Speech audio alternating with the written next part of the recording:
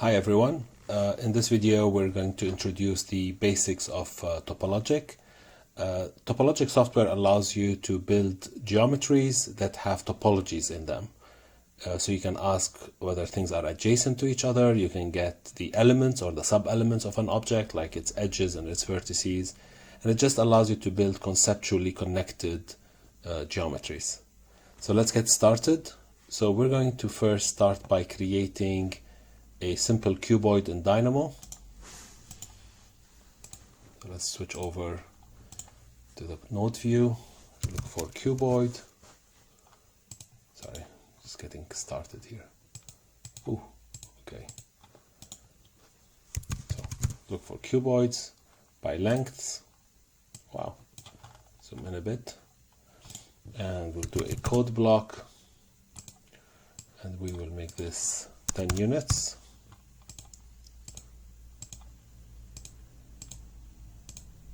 Great. And we are going to make a three-dimensional matrix of these cuboids. So let's go ahead and translate it. And we need a simple translation. We'll feed it the geometry and then another code block. And we are going to translate it in a range from 5 to 49. And just to show it to you, we're going to make a spacing of 11, but later on we'll change that to 10 because that's the width and the length and the height of it. So we'll go to X translation, Y translation, and the Z translation are all the same. And if you want the 3D matrix, you right click on Auto and you change the lacing to be cross product. So now we have a matrix 5 by 5 by 5, and we can now hide the original cuboid, we don't need it, and that's it. So now if you are a Dynamo expert, ask yourself this question. So if I choose one of those cuboids, let's say this one in the corner, how easy would it be to get the adjacent cuboids? Like, can I get this one, and that one that share a surface with it? How easy would that be? You might say, well, okay, I can write a Python script to do it, or do some gymnastics here with the nodes, and you'll be able to get it. But it would be, I would say, quite challenging to do. And if you get a different geometry with a different configuration, you might have to rewrite that script in order to accommodate this new geometry. So Topologic will be able to answer these questions and give you these types of topological queries quite easily. So we'll see that in this video. Right, so now that we know this is made out of these 5 by 5 by 5, we're going to now bring them all closer to each other so that all these faces are touching each other. So we're going to change this back to 10. And now, even though it looks like one big cube, it's really actually made out of 125 smaller cubes. So the next thing is we're going to flatten this list. Because if you look at it, it's a list of lists. So we're going to go ahead and flatten it. And then we're going to feed it into Topologic. So Topologic works in a very simple way in the sense that it has one entry point and one exit point. So you don't say, well, cell complex by geometry, or give me a cell by geometry or anything like that. You just simply say topology by geometry. So it's only one entry point. So you say topology dot by geometry. And you can feed it almost any Dynamo geometry and it will translate it correctly into the corresponding topology. Then you can do all your topologic work here. And when you're done, you want to display the result, you just simply say topology.geometry. And that will then take in a topology and output any kind of geometry that is appropriate. So we'll delete that one for now. And let's go ahead and focus on this one. So we're feeding it a list of cuboids, and what we expect is to get 125 list of topologic cells. Great, so we have those. Now that we have those cells, we can go ahead and hide the original cuboids as well as the flattened list of cuboids. And now we can work in Topologic. So the first thing we're going to do is build what is called a cell complex. So a cell complex is one entity, one object, that you can again ask it to give you back cells and edges and vertices and all sorts of information. So to create a cell complex, we just simply look for cell complex dot by cells, and we feed it a list of cells, and it's going to take just a second. Here it is completed. Now we have a cell complex. Now if we want to visualize this one again, we can say topology.geometry,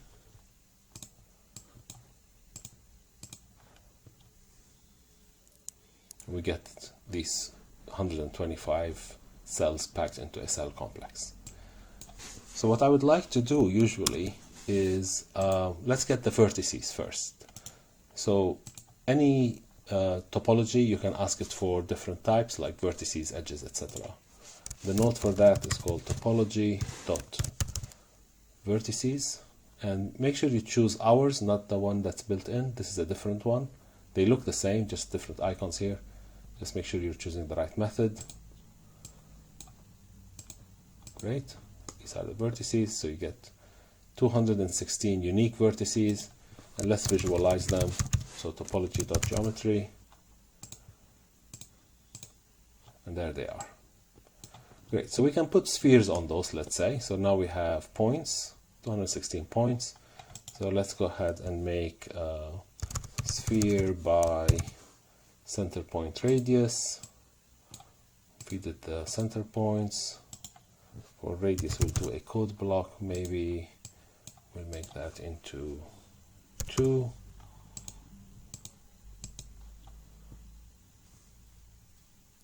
And here are the spheres. Simple enough. But what if I want to have the radius of the sphere be proportional to the number of edges that are coming and connecting to that vertex? So let's say this sphere here has, you can imagine it has 3 edges. Let's visualize the edges first. So let's go ahead to cell complex by cells, and let's get the edges. So we can again say topology.edges. Again, choose ours, not the built-in one.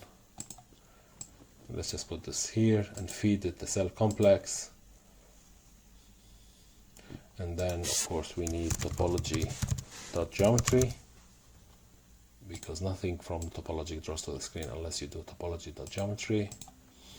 And here are the edges. Great. So what I want to accomplish is that I want the radius of the sphere to be proportional to the number of edges that it is connected to. So in this case, this one would be 3. This one would be like 1, 2, 3, 4. Maybe the ones in the middle would be 5 or 6, whatever they are. So how do I do this? So very simply, all these vertices, I can ask them for the edges that they are connected to. So I can say topology.edges. Same thing I did here, but now I'm going to feed it the vertices. And then it takes just a second.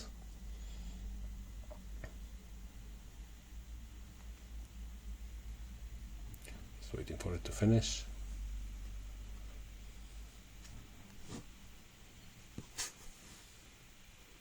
Okay, it's complete. So now it has 1080 edges for every vertex. So what I'm going to do now is I'm going to do, I want to count them. I don't need the edges themselves, I need a count of those edges. So I'll just use a Dynamo list.count.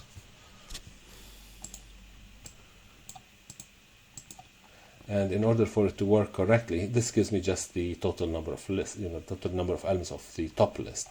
If you just change that lacing to longest, it will give you now a list of the number of edges. So this is the in the same order as the vertices, this is the number of edges that are coming in at that vertex. Great, so I can use this as a way to specify the radius. So for example, let's multiply it by 0.5. Let me take this one because we don't need it. I'll change it to 0.5. Feed that in here. And feed it there. Feed that count in here. So now we have a list of radii that's proportional to the number of edges, and feed that in. And we just wait for it a little bit, and there it is. So those are not exactly all the same, right? So the ones at the corner are smaller, the ones in the middle here are a bit bigger, the ones out here are bigger. And the radius is based on the number of edges that are coming in. You can imagine if you're doing structural analysis and you want to know, or you want to decide on a node design based on the geometry and the number of edges that are coming at it, this could be quite useful. Great. So now we have vertices. Let's talk about edges a little bit. We started a little bit by saying cell complex.edges. But let's say we want to filter those edges. We want to get the horizontal edges and then get the vertical edges. So we can do that very easily. Let's remove the edges for now. Let's hide the geometry. So we have the list of edges right here. 540 unique edges. Obviously, there's no overlap. Topologic always cleans up the geometry. There's never overlap. There's always unique vertices and unique edges. So all right, so we can get the start vertex and the end vertex. So we can say edge dot start vertex and edge dot end vertex. So now we said 540, so we should have 540 start vertices and 540 end vertices. Then we can get perhaps the z of each one of those vertices. So we can say vertex dot z. Copy and paste that one more time. Great. So now we have two lists of z values, and then we're going to test whether they are equal, because if they are equal, that means the line is horizontal, the edge is horizontal. So we can test for equal,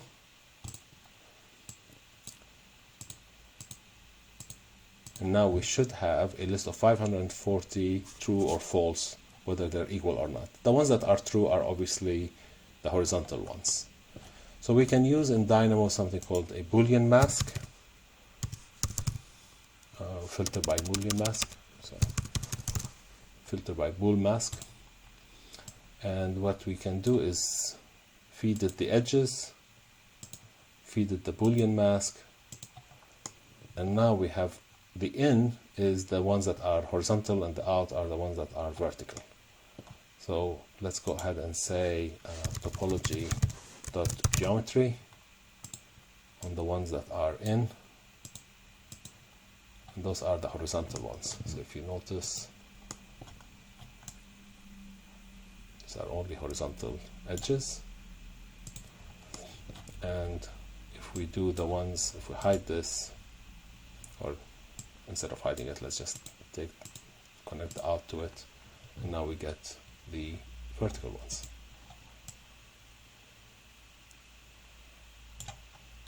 Alright, so that's edges. Let's talk about faces. So again, from the cell complex, let's hide these radii. I don't think we need them. They are the spheres, I mean. And we'll hide the edges. Let's leave the vertices. Okay, so again, we have our cell complex here. We can say topology.faces. Again, choose ours. And if I do topology.geometry, you're not really going to see much, because it's going to, again, close it all up. Because these are all the faces, inside and out. So how many faces does it have? 450 faces. Great. So now what I want to do is find out from these faces, which faces have two cells connected to them. So we'll do the same kind of logic here. So again, I can say topology.cells, and I will feed it all the faces in. So give it a second, because it's going to do a big computation here. Okay, it's completed. So 750, see, this one has only one cell, and some of them have 2 cells, obviously. So I want to get the ones that have 2 cells, so only the interior faces. So I do the same thing I did here. So I say list.count,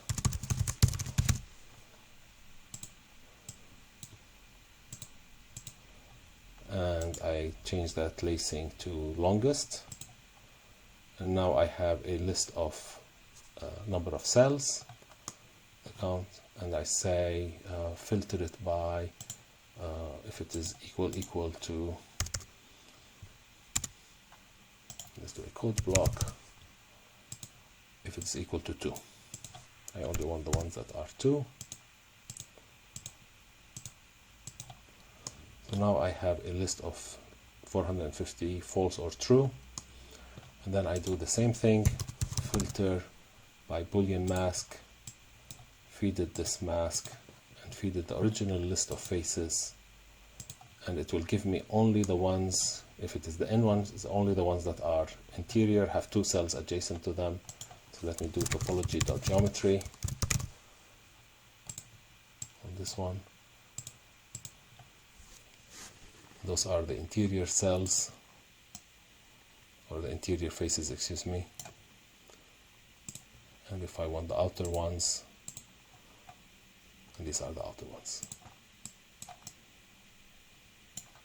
These are obviously individual faces. Great. So now let's go back to the original question, which is, if I pick a cell, can it give me the adjacent cells? How do I do that? So let's go ahead. We did edges, vertices, faces, so let's go ahead and do cells. So we're going to say topology.cells, feed it the cell complex, and it will tell me that I have 125 cells like before, but now these are the cells of the cell complex, so they know about each other. Let's pick a random cell. So I'm going to do a code block, and I'm going to say give me cell, let's say 20, any cell.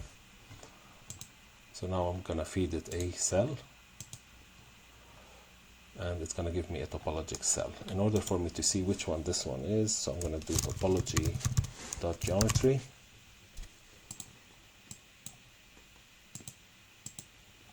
and it's this one. Great. It happens to be that corner one. Great. So now I can ask this cell to give me its adjacent cells. So I can say cell.adjacent cells, and I get a list of 3 cells, which is correct. It's the ones that share faces. Let's visualize these. So topology.geometry, and those are the other 3 cells that are around it.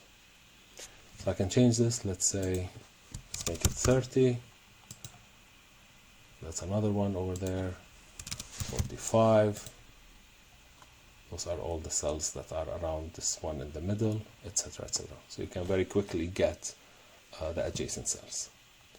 The other thing you can do is you can get 2 cells and find out whether they share any faces between them, etc. So if they are 2 cells that are adjacent to each other, you can ask them to give it back the face that's in between them, or the edges that they share, etc., etc. So for example, let's say these cells here, let's go ahead and do shared edges, perhaps, because they are not going to share faces. Obviously they're going to share edges. Well, actually, here, let's do this. Let's go back to cell number 20, which we know that all of these cells share some kind of face with the other ones. So we're going to take one of them from these adjacent cells. So we'll do a code block, and we'll take cell 0, the first one.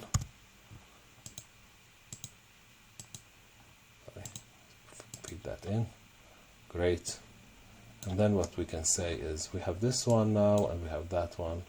We can say shared edges, or shared faces, let's say, and we can feed it these two cells, and we get one face. So we can go ahead and feed that into topology.geometry. Let's hide this one as well, and that is the face that is shared by those two other cells that we have done before. And you can do the same thing. You can say, give me the shared edges, and let's feed it those two cells and feed that into topology, and you get the 4 shared edges between those two cells. Okay, I think I'll stop here. You could explore a lot more. There's all the methods are available. And again, if you have any questions, please don't hesitate to contact us, info@topologic.app. Thanks again.